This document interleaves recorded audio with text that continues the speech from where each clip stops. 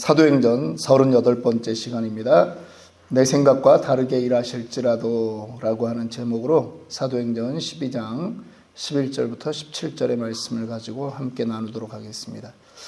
우리 어제는 하룻밤만 지나면 처형당해야 하는 베드로를 예루살렘 교회 모든 성도들이 함께 간절히 기도하는 그 일을 통해서 하나님께서 천사를 보내어 구출해 주셨던 그러한 일을 보았습니다. 기도하는 곳에는 우리가 예상할 수 없는 그러한 기적이 일어납니다. 따라서 우리는 절망의 상황일지라도 낙심하지 말고 끝까지 간절히 기도해야 합니다. 오늘 본문을 다루기 전에 우리가 배경으로 베드로의 구출 사건을 생각해 보았는데 그 일과 함께 우리가 좀 알아야 되는 것이 있습니다.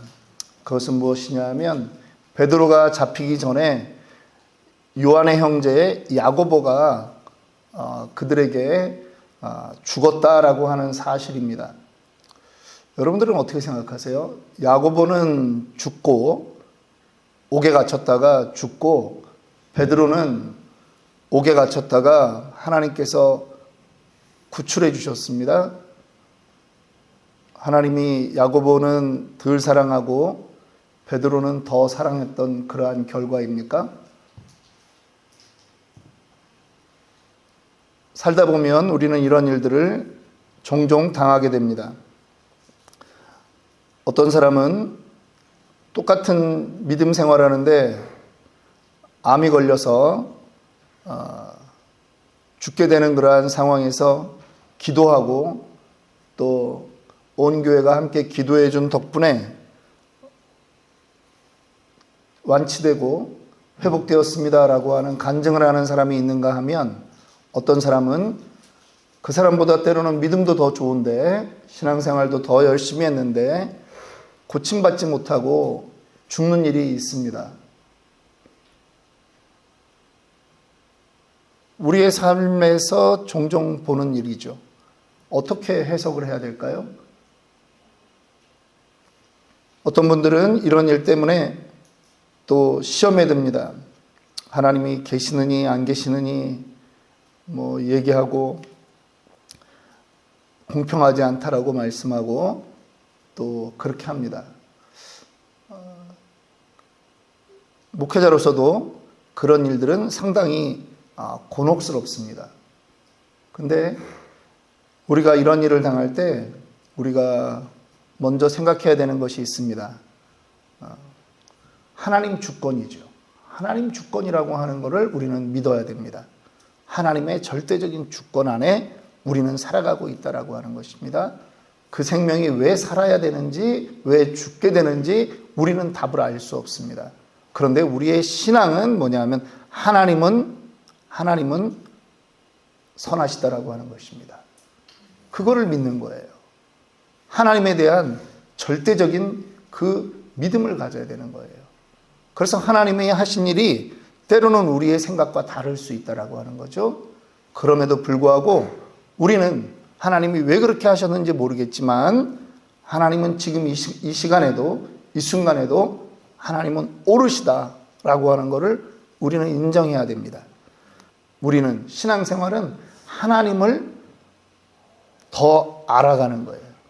그런데 먼저 그 하나님의 주권을 인정해야 된다라고 하는 것입니다. 베드로를 살리신 것에는 하나님의 또 다른 뜻이 있는 것입니다. 오늘 본문을 보면 베드로가 천사의 도움으로 감옥에서 나왔을 때 무엇을 깨달았다라고 말씀하고 있는지 11절 말씀을 다시 보겠습니다. 이에 베드로가 정신이 들어 이르되 내가 이제야 참으로 주께서 그의 천사를 보내어 나를 헤롯의 손과 유대 백성의 모든 기대에서 벗어나게 하신 줄 알겠노라 하여. 하나님께서 천사를 보내셔서 헤롯과 유대 백성의 기대에서 벗어나게 하신 것을 깨달았다라고 말합니다. 하나님이 천사를 보내셨다라고 하는 것이 베드로에게 새롭게 인식되었다라고 하는 것이죠. 구약 성경에 천사라고 하는 말이 63번 나옵니다. 근데 어떤 사람들은 천사를 믿지 않는 사람들도 있었습니다. 우리 대표적으로 그 당시 예수님 당시에 사두개인들이 있지 않습니까? 부활도 믿지 않았고 천사도 믿지 않았습니다. 똑같은 시대를 살아가면서 그러한 영향을 받은 사람들이 있을 수 있다라고 하는 것이죠. 그런데 베드로가 이제 하나님이 천사를 보내서 일하시는구나 라고 하는 것을 자기의 체험을 통해서 깨달았다라고 하는 것입니다. 우리도 신앙의 테두리 안에 들어와 있지만 우리가 어떤 부분은 나는 이건 내가 잘 이해가 안 돼. 말씀에 있으니까 내가 믿기는 하겠는데 내가 아주 전적인 동의가 안 되고 전적인 믿음이 안 생기는 그런 부분들이 있을 수 있다라고 하는 거죠. 베드로에게 천사의 존재와 역할이 그렇게 믿어지지 않았다라고 하는 것입니다. 그런데 베드로가 이제 깨달았습니다. 주께서 그의 천사를 보내셔서 벗어나게 하시는구나 라고 하는 것입니다. 하나님을 알아가야 됩니다.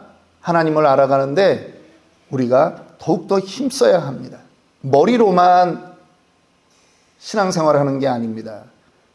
우리는 경험적으로도 신앙생활을 할 수 있도록 우리는 늘 하나님께 우리를 비워드려야 합니다. 호세아서 6장 3절에 말씀합니다. 우리가 여호와를 알자, 힘써 여호와를 알자. 도전해야 됩니다.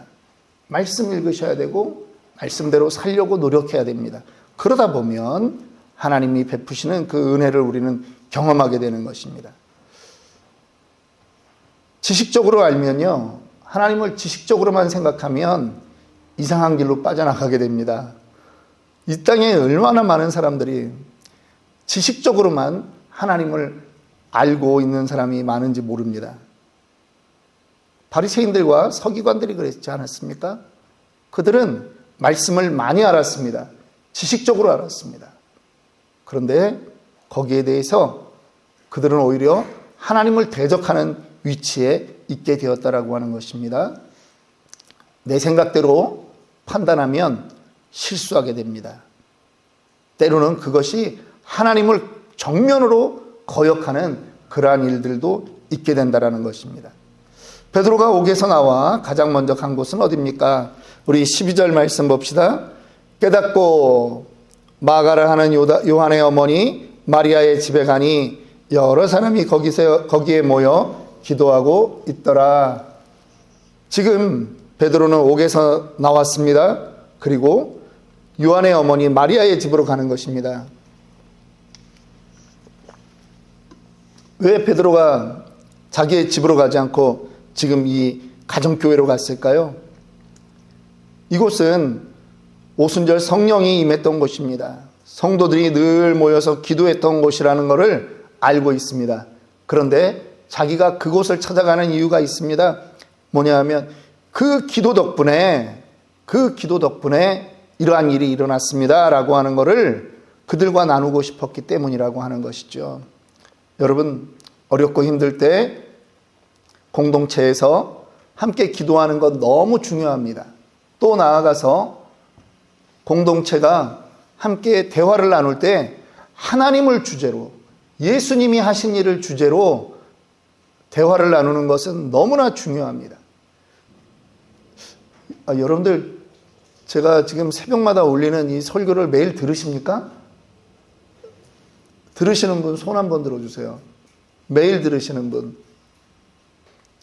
아침을 시작하거나 나의 하루를 시작하는데 이 설교 유튜브가 도움이 되시냐고요. 안 들으면 도움이 안 되는 거고, 괜히 날 위로하려고 아멘하지 말고. 우리 전체 카톡방에 제가 그 공지 말로 이렇게 써놓은 게 있잖아요. 이 반복되는 걸 꾸준히 하셔야 돼요. 반복을 꾸준히 하셔야 돼요. 성경 읽는 거 한 장 읽는 게요, 얼마나 어려운지 몰라요. 마음 먹으면 읽는다고요? 천만의 말씀이에요. 난 마음 먹으면 해. 그러면 왜 그동안 마음을 안 먹었어? 성경 한 장 읽는 거 영적 전쟁이라니까요. 말씀 한번 듣는 거 영적 전쟁이에요. 근데 여러분, 말씀 듣는 게 훨씬 쉬워요. 성경 한 장 읽는 거보다. 3분 동안 성경 한 장 읽는 거보다 15분 말씀 듣는 게 훨씬 쉬워요. 들으면서 넘어가니까, 틀어만 놔도 그냥 넘어가니까. 근데 말씀을 읽으려고 하면 눈을 고정시키고 이거 한 장 한 장 넘어가는 게 여러분 영적 전쟁이라니까요. 의지가 있다고 되어지는 게 아니라는 거예요. 그러면 어떻게 해야 되느냐? 반복해야 돼요. 여러분, 반복하는 게 그렇게 쉬운 게 아니에요. 오늘 아침에 이빨 닦고 나오셨어요? 얼굴 닦고 나오셨어요? 어려서부터 엄마가 시켰잖아. 안 하면 야단 맞고. 근데 그게 지금은 오히려 안 닦으면 이상할 정도로 나에게 습관이 되어 있는 거죠. 성경은 근데 여러분 그렇게 습관이 안 돼요. 예배가 그렇게 습관이 안 돼요. 이 영적 전쟁이거든. 다시 좀 내용으로 돌아가겠습니다. 지금 베드로는요, 옥에서 나와가지고 지금 자기에게 일어난 일을 성도들과 나누러 달려간 거예요. 우리 안에 이것이 습관이 되어져야 돼요. 체질이 바뀌어야 돼요. 쉽지는 않습니다. 그런데 다 돌아가면서 얘기할 수 있도록 그렇게 되어져야 된다라고 하는 겁니다. 베드로가 교회에 도착했을 때 그들은 무엇을 하고 있었습니까? 거기 모여서 계속 기도하고 있었습니다. 성도들이 기도했습니다. 교회는 그런 곳입니다. 내 집은 만민이 기도하는 집이라 칭함을 받으리라 분명히 주님께서 말씀하셨습니다. 제가 이번에 어떤 결심을 다시 하게 되었느냐 하면 반복되는 기도에 하나님이 들으시는구나. 여러분 매일 새벽에 나와서 여기 앉아가지고 기도하면요, 이런 생각이 들 때가 있어요. 어제 기도랑 오늘 기도랑 달라지는 게 없어요. 내 기도의 레파토리가 똑같거든요. 이거 하나님이 들으실까 하는 생각이, 미안해요, 이 목사지만 그런 생각이 들 때가 있어요. 내가 소리를 크게 내고 하지만 정말 공기만 울리는 거 아닌가 하는 생각이 들 때가 있어요. 반응이 없으니까, 하나님 쪽에서. 나는 기도하지만 하나님 쪽에서 반응이 없으니까 그런 생각이 들기도 할 때가 있는데, 이렇게 응답해 주시는 그러한 일로 인해서 여전히 우리의 기도는 공기만 흔드는 것이 아니라 하나님 보좌를 흔드는구나, 그거를 믿게 되는 거죠. 제가 한글학교를 모교에서 하게 되었습니다. 두 번째 학기가 되었는데, 우리 그때 교사가 영재 집사님, 소희 집사님 뭐 다 그렇게 있는데, 아니 한 애가 7살짜리인데 1학년짜리가 왔는데 눈틱이 너무 심한 거예요. 흉내도 못 낼 정도로 너무 심한 거예요. 선생님들이 회의하다가 이제 그런 일로 인해서 기도 제목이 올라왔고 함께 기도했습니다. 그리고 그 주 금요일 날 금요 기도에 다시 이제 혼자 그렇게 떨어져서 기도하는데, 그 아이 문제만 가지고 기도하게 되었어요. 아주 너무 힘든 처지였고, 이 애의 그 틱이 눈 깜빡거리는 게 그냥 뭐 일반 사람의 속도가 아닌 거거든요. 그래서 하나님밖에 부를 이름이 없잖아요. 방법이 없잖아요. 그래서 기도하는데, 하나님 증거를 보여주십시오.